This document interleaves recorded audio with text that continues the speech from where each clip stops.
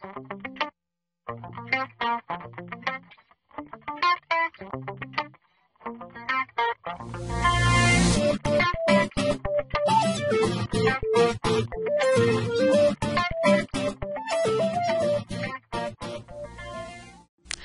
this is Christina Gill from the Rock Valley College Tutoring Center.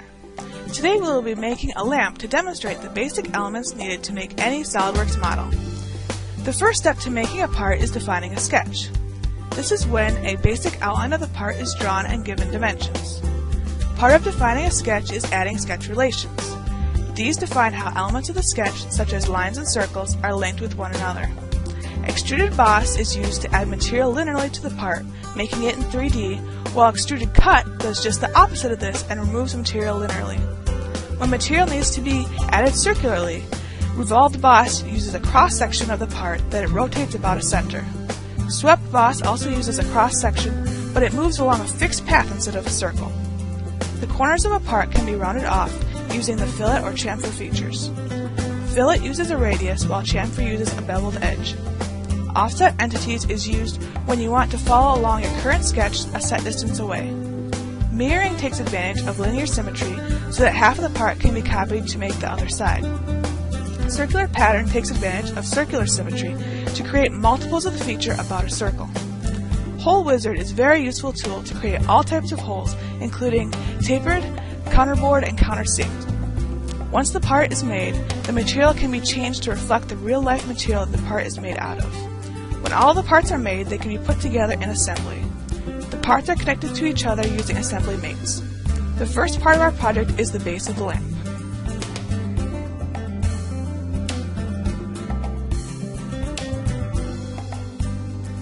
The first part of our project is the base of the lamp. Start by creating a new part. It is helpful to show the origin so we can anchor our sketch to it. We need to specify the units we are drawing in. For example, we could use centimeters, but today we will use inches. Next, the drawing plane must be selected from either the front, top, or right planes. In this case, we will choose from the top plane and start the sketch. Use the line tool to make an initial outline of the part.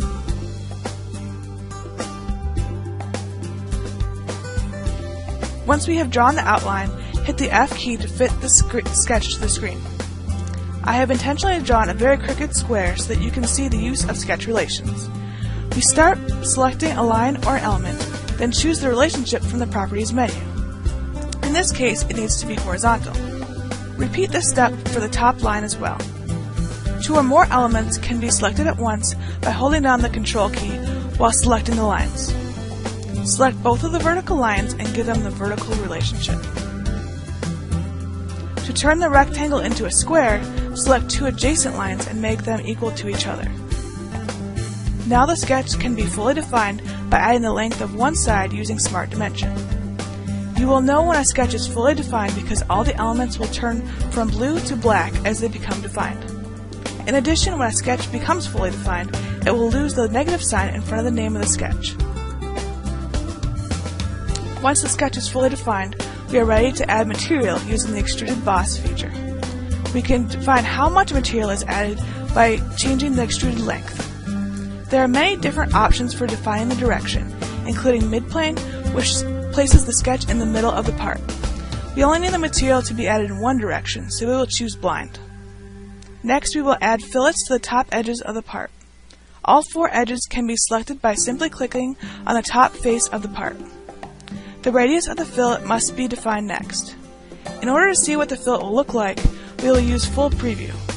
Partial preview will also give you an idea of the size of the fillet, while no preview will not show any changes to the part until after the fillet is completed. Now we'll add chamfers to the vertical edges of the part. Select each edge individually since they are not all connected at the same plane. In order to select the back edges, we need to rotate the part. This is done by holding down the mouse wheel while moving the mouse. Once all of the edges are selected, the size of the chamfer must be entered. Now we'll create a new sketch on the top surface of the part. This time we will add a circle. In order to fully define a circle, its diameter, vertical location and horizontal location must be defined. The circle is then used by the extruded cut feature to create a hole in the part, which you can see here. To change the material, right-click on the material, then Edit Material. We are going to choose teak wood. Now, not only does the part look like wood, but its internal properties such as density are also that of wood. In order to add counterbore holes, we will use Hole Wizard. You can choose from a variety of standard sizes, but we will define our own size. Pick the basic type, in this case counterbore, from the drop-down menu. The dimensions of the part can then be edited. Be sure to change the end condition to blind before trying to change the depth.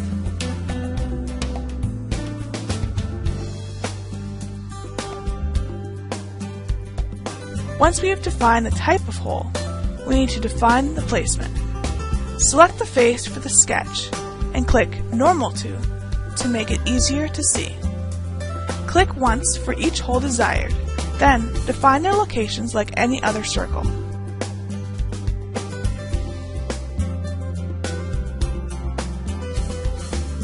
Here, sketch relations were added, similar to the initial square used to start the base.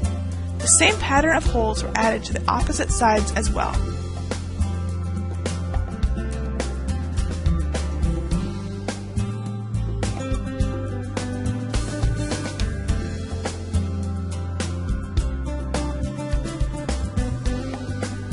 Now that the base is finished, we're ready to start on the lampshade. Since I've already started drawing the basic outline of the shade, we'll make a sketch next to it in order to understand how a chain of lines and arcs can be created. Start by sketching a basic line, then hover back over the endpoint of the line. Now the line tool is changed to an arc tool. We can repeat this step after drawing an arc as well. Once we are done making arcs, we can continue making line segments in the chain. The fastest way to select many elements at once is to click and hold to make a highlighting box. Now the lines can be deleted by hitting the delete key. Of course, they can be selected and deleted individually as well. We need to add more dimensions to fully define the sketch. Line segments are defined by their length, while arcs are defined by their radius. The Offset Entities tool is used to copy our sketch a set distance away. We hit the reverse button to switch the side to copy to. The thickness is set to 1/1000th of an inch because this shade is a very thin part. The ends of the line need to be connected to create a closed sketch, but right now they look like one line since they are so close together. In order to connect them, we must roll the mouse wheel to zoom in to the ends of the line. When we see the two different lines, we simply draw a line connecting the ends. Repeat this step for the other lines as well.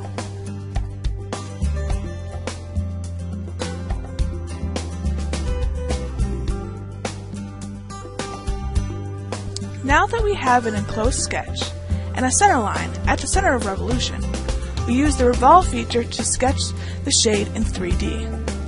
To make the sketch more realistic, we'll change the material to acrylic.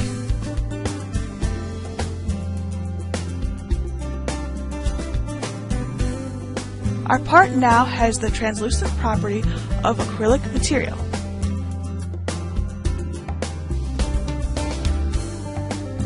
We can choose to view the part with outlines on the edges. This gives us a better idea of what the part will look like in real life.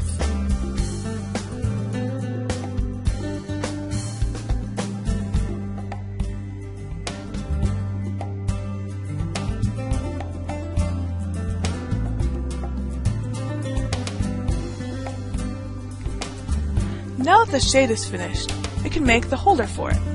I have already created a ring with a triangular cross section as well as the enclosed sketch for one of the legs. We will use Extruded Boss to create the leg, but this time we will choose the midplane option.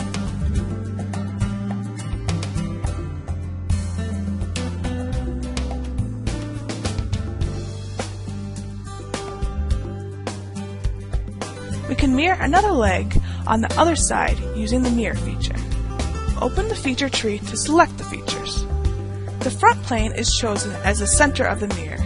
The then the feature to mirror is chosen. To create the other two legs, we will use circular pattern, but first we must draw a center line to define the circle.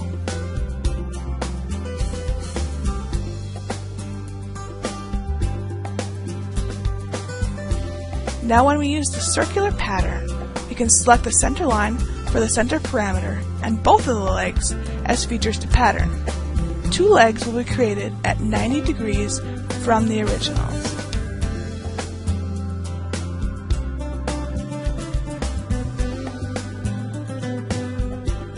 After all the legs are made, we can hide the center line by right-clicking on its sketch and clicking Hide. We have added pegs on the bottom of the legs that will fit into the base.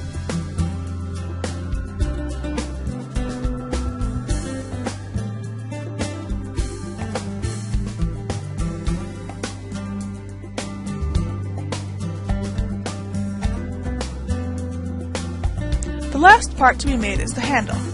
I've already made the triangular cross-section on the front plane. The next step is to create the path on the right plane that this cross-section will follow.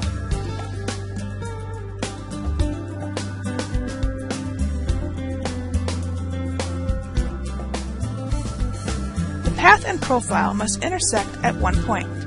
I have made this point the origin of the part.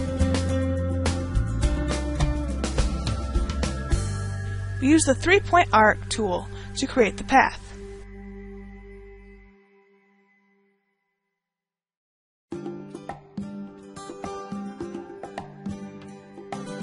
Some construction lines are drawn to make defining the part easier.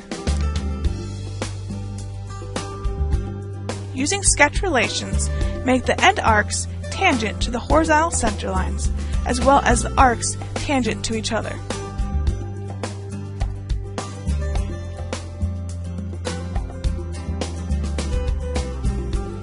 Again, we will define the sketch by dimensioning the height as well as the radii of the 3 arcs.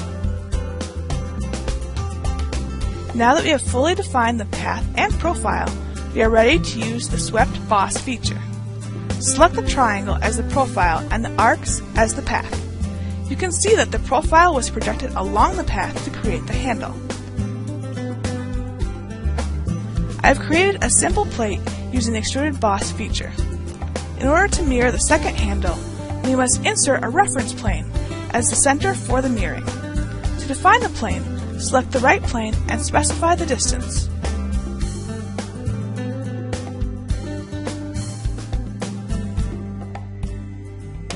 Now we are ready to mirror the second handle.